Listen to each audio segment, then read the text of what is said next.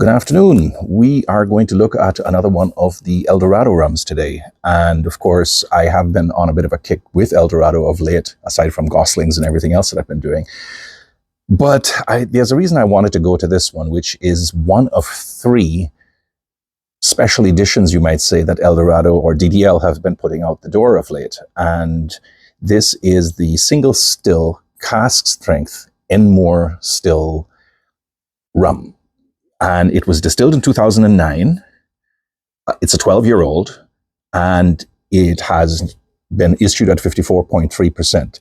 That by itself makes it very interesting. And I just want to go very briefly through the evolution of how we got to this, because for the longest while, of course, Dorado has simply been putting out rums that were blends, right? Ever since even predating the 1990s, there was the 12, there was the 15, there's the 21, the occasional 25, and so on. And those were always blends of the various stills that they had at Diamond Estate or in some of the other places. But that's actually, relatively speaking to the history of rum, something of a recent development.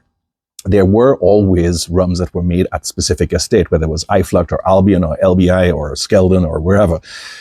And those have become almost like grail quests. And of course, we all know that the person who put those on the map was Velier and Luca Gargano, but there has been a resurgence of interest. However, for the longest while, DDL never bothered with any of that. The closest they ever came to it was in 2007 when they put out those cricket bat editions, which was the Port Morant PM, the Enmore still EHP, and the ICBU, which was the French Saval still from Iflut. The thing is, though, that they never really saw much of a market for this, and those were really occasional kind of issuances. It was only after Velier proved the concept could work that they decided that they were going to do this somewhere around December of 2014 moving forwards. The first thing they did was start to issue a new set of releases called the Rare Editions.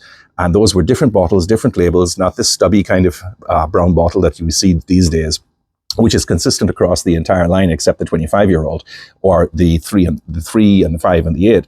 But what they tried to do was to copy the Velier way of doing things, and for whatever reason, they didn't sell quite as well, even though, to my mind, they were every bit as good. Not always the same quality, some more, some less, and so on, but, you know, you pay as your money and you take your chances. The important thing is to see that they tried.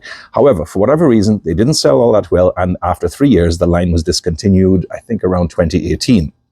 At the same time, what they did was they started to do some experimental blended in the barrel editions where they were kind of like mixing and matching stuff.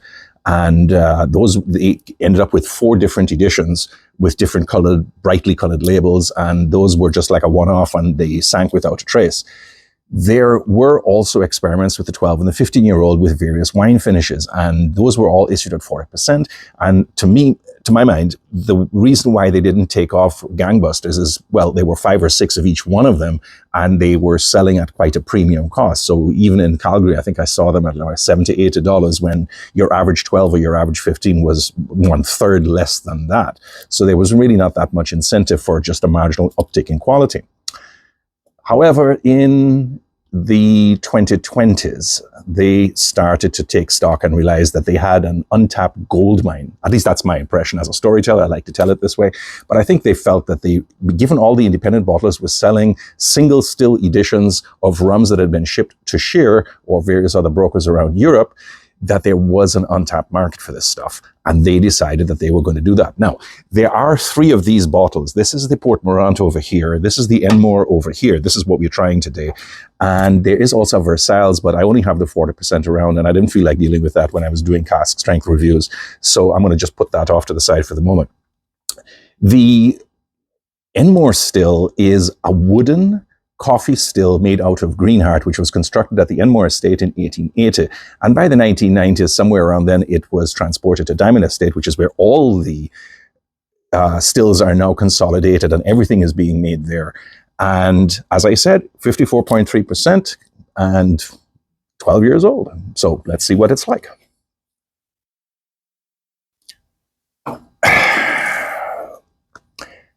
All right. It's very, very good. I mean, it is sweet. It is definitely a Demerara rum. One of the ways you can tell a Demerara rum is because of that prevalence of woody anise notes that comes, of course, from the wooden still. And although this is a column still, it is actually quite inefficient, which means that a lot of the congeners keep coming through, a lot of the taste.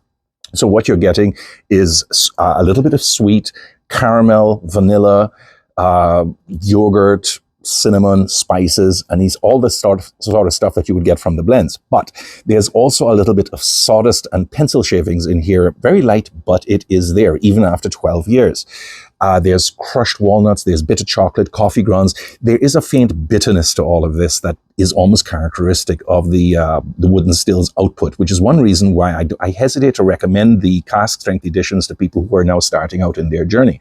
Be that as it may, the thing smells absolutely phenomenal for somebody who has been trying Demerara rums or Guyanese rums for a very long time, as I have. And to taste, it's actually even a little bit better, because here some of that bitterness disappears, the dryness is maintained, it is still a bit sweet, you still have that anise, chopped walnuts or ground up walnuts, almonds, cinnamon, vanilla, this faintest bit of cardamom, not a whole lot, bitter chocolate, coffee grounds, wet ones. There's a faint hint of citrus here, not a whole lot. It's more like a tangerine rather than a lemon, and not a very good tangerine at that, something that's definitely past its sell-by date, you know, and the bitterness continues to be there, but it's really quite well tamed. Now, I did test this and it tests out fairly clean, so I don't think it's been adulterated, as has always followed DDL for quite some time until relatively recently. Oh man, this is nice. This is so nice. It just goes down so well, so smooth, even at 54%. So here's the thing. I have always said that of the wooden stills, and of Guyanese in particular, the Port Mount is my personal favorite. And I've commented in the past that both the Versailles single wooden still and the Enmore coffee still tend to take a little bit more effort to bring to their full potential.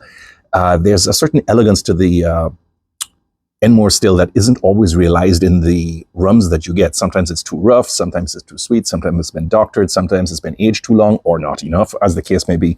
This one is absolutely right. I mean, there's very little that doesn't work with it, right? It's not the best of its kind that's ever been made. For my money, the best Enmore I've had thus far is actually the rare edition release 2 from 1990, which I think was a 20-year-old. That one was absolutely superlative, and I scored that at 90 points. But this one isn't far behind. And even though it costs a fair bit of coin in the LCBO, and I imagine that would be less in Alberta or in Europe, where taxes and greed don't factor in quite as much as they do here. The fact of the matter is that this thing is an absolutely lovely rum, and I'm going to give it probably about 88, 89 points. And I have no hesitation in doing that. It is one of the best Demerara rums of its kind that's been made. And while they are older, while they are younger, while they are stronger, this one does a really good job for itself, and I can't recommend it enough. So that's it for today. If I ever get the Versailles cask-strength, I'll put that up the door.